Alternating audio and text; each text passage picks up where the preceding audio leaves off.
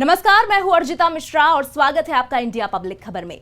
हरियाणा चुनाव के रिजल्ट के बाद अब हर किसी की नजर यूपी उपचुनाव पर टिकी है, पर कांग्रेस के लिए मुश्किलों की पटकथा जैसे हरियाणा में हार के बाद से ही लिख दी गई, क्योंकि अखिलेश यादव ने हरियाणा के नतीजों के ठीक बाद जिस तरह कांग्रेस की हार को देखते हुए बिना किसी चर्चा के यूपी उपचुनाव के लिए 10 में से 6 सीटों पर अपने प्रत्याशी उतारे, उससे ये तो तय है कि यूपी में गठबंधन खटाई में चला गया है। लेकिन सपा कांग्रेस के गठजोड़ की कमजोर होती गांठ का पूरा फायदा अब किसी और को मिलने वाला है, और वो है बसपा सुप्रीमो मायावती।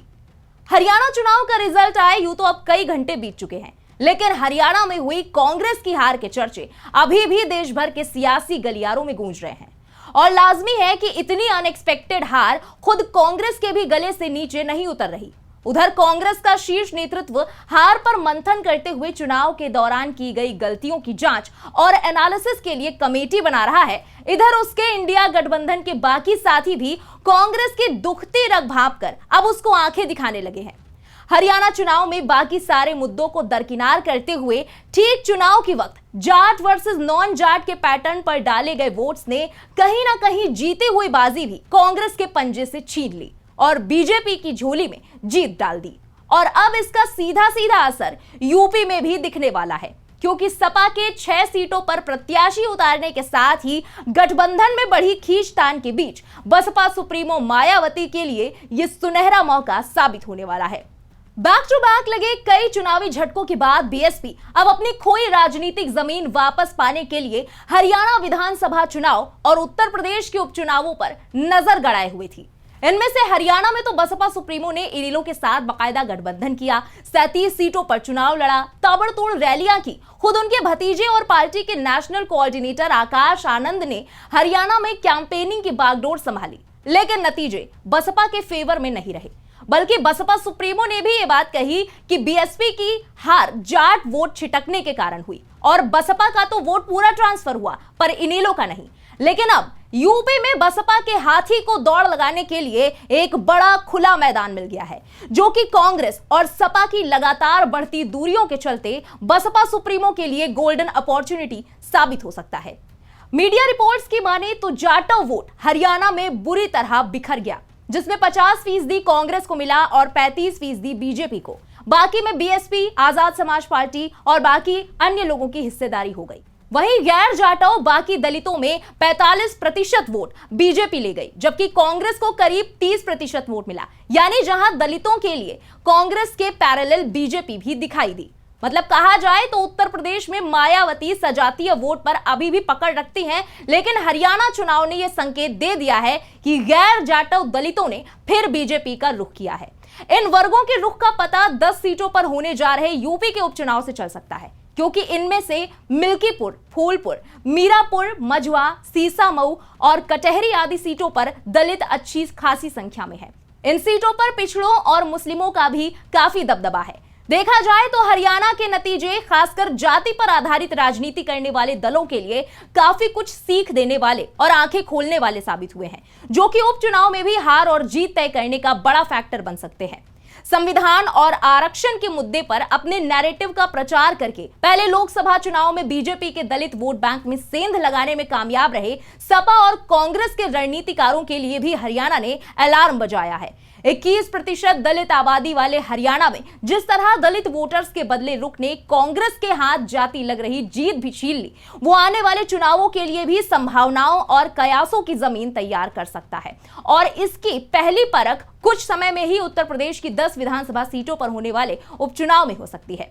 इन नतीजों से संकेत मिलता है कि बसपा के लगातार कमजोर होने के बाद नया ठीहा तलाश रहे दलित मतदाता बीजेपी की ओर यू टर्न लेते हैं या फिर इंडिया गठबंधन पर ही भरोसा बनाए रखते हैं। यहां गौर करने वाली बात है कि बसपा इस समय अपने वजूद की जंग से गुजर रही है। एक समय राष्ट्रीय पार्टी के तौर पर धमक रखने वाली बीएसपी इस बार लोकसभा चुनाव में एक भी सीट नहीं जीत पाई और यही हाल हरियाणा में भी हुआ।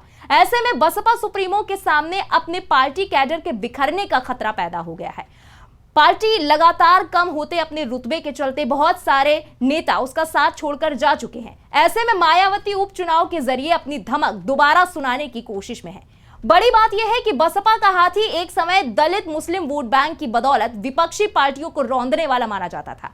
हालिया सालों में मायावती पर बीजेपी की बी टीम होने का ठप्पा लगा, जिससे मुस्लिम वोटर उसकी झोली से छिटक कर सपा की तरफ डाइवर्ट हो गया। साथ ही दलित वोटर्स में भी जाटव समुदाय को अगर छोड़ दिया जाए तो बाकी जातियां बीजेपी की तरफ खिसक गई हैं। इसका नतीजा ये रहा कि इस बार लोकसभा चुनाव में बीएसपी न केवल सीटों के मामलों में शून्य पर सिमट गई, बल्कि वोट शेयर भी सिंगल डिजिट में सिमट कर रह गया। इसके चलते बीएसपी के हाथी की चाल अब बेहद सुस्त हो गई है। चलिए अब जरा जान लेते हैं कि यूपी उपचुनाव के लिए अलग अलग सीटों पर क्या है जातीय समीकरण। मिर्जापुर की मझवा विधानसभा सीट पर निषाद पार्टी का कब्जा था। विनोद कुमार बिंद यहां से विधायक थे। विनोद कुमार बिंद के भदोही सीट से लोकसभा चुनाव जीतने के बाद यह सीट खाली हुई है। 2012 में यह सीट बसपा और 2017 में बीजेपी ने जीती थी। यहां दलित, ब्राह्मण और बिंद की संख्या लगभग 60 हजार है। कुशवाहा 30,000, पाल 22,000, राजपूत 20,000, मुस्लिम 22,000, पटेल 16,000 है।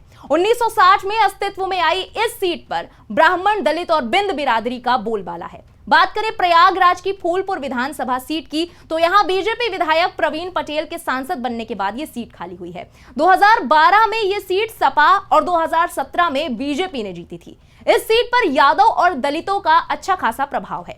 यहां करीब 4,06,028 मतदाता हैं। अनुसूचित जाति के लगभग 75,000 और यादव यहां पर 70,000 है।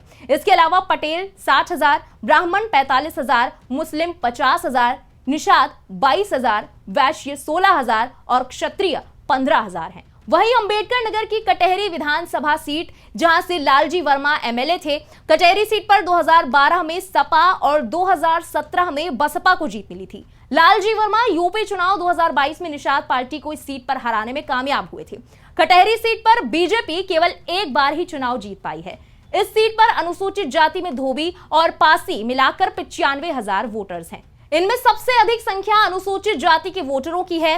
इसके बाद ब्राह्मणों की है। ब्राह्मण 50,000, क्षत्रिय 30,000, कुर्मी 45,000, मुस्लिम 40,000, यादव 22,000, निषाद 30,000, राजभर यहां पर 20,000 है, मौर्य 10,000, पाल 7,000, बनिया 15,000, कुम्हार या कहार 6,000 और अन्य 25,000 है। इसके अलावा मैनपुरी की करहल विधानसभा सीट से सपा अध्यक्ष अखिलेश यादव विधायक थे। कन्नौज से लोकसभा चुनाव जीतने के बाद उनके इस्तीफे से यह सीट खाली हुई। यहां पर 3,75,000 वोटर्स हैं। इसमें सबसे ज्यादा 1,30,000 अकेले यादव हैं। अनुसूचित जाति के 60,000, 50,000 शाक्य, 30,000 ठाकुर, 30,000 पाल और बघेल, 25,000 मुस्लिम, 20,000 लोधी, 20,000 ब्राह्मण और 15,000 बनिया समाज के मतदाता इस सीट पर हैं। अयोध्या की मिल्कीपुर विधानसभा सीट पर सपा के सीनियर नेता अवधेश प्रसाद विधायक थे। इसके बाद फैजाबाद से सांसद बनने के बाद यह सीट खाली हुई। इस सीट पर ब्राह्मणों और दलितों का काफी बढ़िया प्रभाव देखने को मिलता है। लोकसभा चुनावों में यह सीट सबसे ज्यादा चर्चा में भी रही थी। अवधेश प्रसाद को फैजाबाद की 5 विधानसभा सीटों में से 4 पर बढ़त मिली, जबकि बीजेपी के लल्लू सिंह को सिर्फ एक ही सीट पर बढ़त मिली थी। मिल्कीपुर विधानसभा सीट पर समाजवादी पार्टी 4 बार और बीजेपी 2 बार चुनाव जीत चुकी है। सपा की सहयोगी पार्टी कांग्रेस ने यहां पर 3 बार जीत पहले दर्ज की। यहां यादव, पासी और ब्राह्मण 3 जातियां अहम भूमिका में है। 65,000 यादव हैं, 60,000 पासी, ब्राह्मण 50,000, मुस्लिम 35,000, गैर पासी दलित 50,000, मौर्य 8,000 और ठाकुर यहां पर 25,000 मतदाता हैं। उधर गाजियाबाद विधानसभा सीट से बीजेपी के अतुल गर्ग विधायक थे। गाजियाबाद लोकसभा सीट से बीजेपी के टिकट पर जीत दर्ज करके वो संसद तक पहुंच चुके हैं। इसके बाद ये सीट खाली हुई है। 2012 में ये सीट बीएसपी और 2017 में बीजेपी ने जीती थी। एक अनुमान के मुताबिक गाजियाबाद में लगभग 5.5 लाख मुस्लिम, 4,70,000 के करीब राजपूत, 4.5 लाख ब्राह्मण, 2.5 लाख बनिया, 4.5 लाख अनुसूचित जाति, 1.25 लाख जाट, 1 लाख पंजाबी, 75,000 त्यागी, 70,000 गुजर और 5 लाख अन्य शहरी समुदाय के मतदाता हैं। अलीगढ़ की खैर विधानसभा सीट पर बीजेपी विधायक अनूप सिंह लोकसभा चुनाव में जीत दर्ज करने में कामयाब रहे। 2012 में यह सीट आरएलडी और 2017 में बीजेपी ने जीती थी। इस सीट पर जाट, ब्राह्मण, दलित और मुसलमानों का अच्छा प्रभाव देखने को मिलता है। जातीय समीकरण की बात करें तो यहां पर 1,15,000 जाट वोटर्स हैं। इसके अलावा 70,000 जाटव, 60,000 ब्राह्मण, 35,000 वैश्य, 30,000 सूर्यवंशी, 25,000 अन्य एससी और 30,000 मुस्लिम वोटर्स हैं। संभल की कुंदरकी विधानसभा सीट की बात की जाए तो यहां से जियाउर रहमान बर्क विधायक थे, वो संभल लोकसभा सीट से सांसद चुने गए। इसके बाद ये सीट खाली हो गई। इसे सपा की मजबूत सीट माना जाता है। सपा इस सीट पर 2012, 2017 और 2022 चुनाव में जीत दर्ज कर चुकी है। कुंदरकी सीट पर बीजेपी के लिए सबसे बड़ी चुनौती मुस्लिम वोटों की एकजुटता रही है। बिना मुस्लिम वोटों में सेंधमारी के बीजेपी के लिए यह सीट जीतना काफी मुश्किल है। यहां पर मुस्लिम समुदाय में सबसे बड़ा वोट बैंक तुर्कों का है, उसके बाद दूसरे नंबर पर मुस्लिम राजपूतों का है। मुस्लिम तुर्क यहां करीब 70,000 हैं तो मुस्लिम राजपूत 40,000 हैं। इसके अलावा यहां पर ठाकुर सैनी और दलित वोटर्स भी हैं। वहीं कानपुर की सीसामऊ विधानसभा सीट पर समाजवादी पार्टी का कब्जा था। यहां से सपा विधायक इरफान सोलंकी को कोर्ट ने दोषी घोषित किया। सजा के ऐलान के बाद जनप्रतिनिधित्व अधिनियम के तहत उनकी विधायकी चली गई। इसे सपा की काफी अहम और मजबूत सीट माना जाता है। यहां मुस्लिम 1,10,000, ब्राह्मण 70,000 और अनुसूचित जाति के 45,000 वोटर्स हैं। मुरादाबाद की मीरापुर विधानसभा सीट की बात करें तो यहां आरएलडी के चंदन चौहान एमएलए थे। उनके सांसद चुने जाने के बाद यह सीट खाली हुई।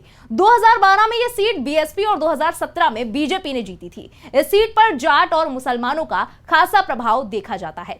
ऐसे में भले ही बीएसपी कमजोर हुई है, लेकिन यूपी में हालिया समीकरणों को देखते हुए बसपा अब भी बीजेपी और सपा का गणित बिगाड़ने में सक्षम मानी जा रही है। मायावती की लीडरशिप में सोशल इंजीनियरिंग की बदौलत 2000 के दशक में बसपा को यूपी में बड़ी सफलता हासिल हुई थी। इसमें उसे दलित, मुस्लिम, ब्राह्मण और पंजाबी वोटर्स का साथ मिला था। इसके अलावा जाट वोटर्स ने भी उसके पक्ष में वोट किया था। हालिया लोकसभा चुनावों से साबित हुआ कि दलित वोटर्स का मोह बीजेपी से भंग हुआ है। लोकसभा में दलित वोटर्स ने कांग्रेस के कारण सपा का साथ दिया था, लेकिन माना जा रहा है कि उपचुनाव में दलित वोटर फिर से बीएसपी की तरफ लौट सकता है। इसके अलावा सपा के मुस्लिम वोट बैंक में भी बसपा सेंध लगा सकती है।